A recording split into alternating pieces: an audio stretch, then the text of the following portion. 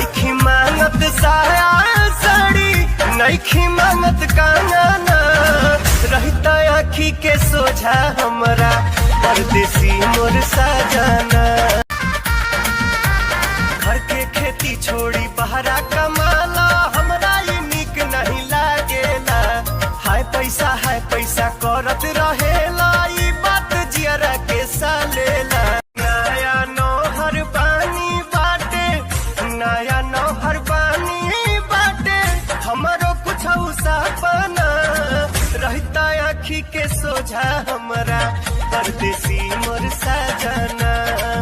आँखी के सोझा हमरा परदेसी मोर साजना।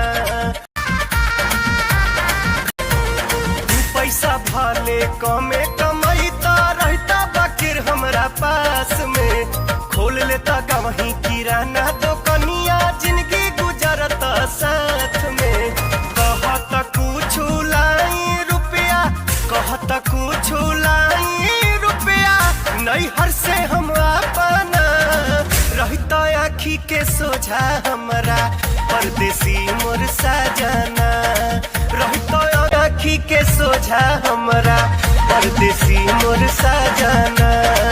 रहता आँखी के सोझा हमरा परदेसी मोर साजना।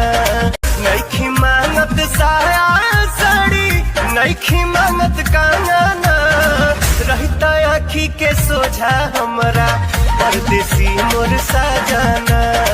रह आँखी के सोझा हमरा परदेसी मोर साजना।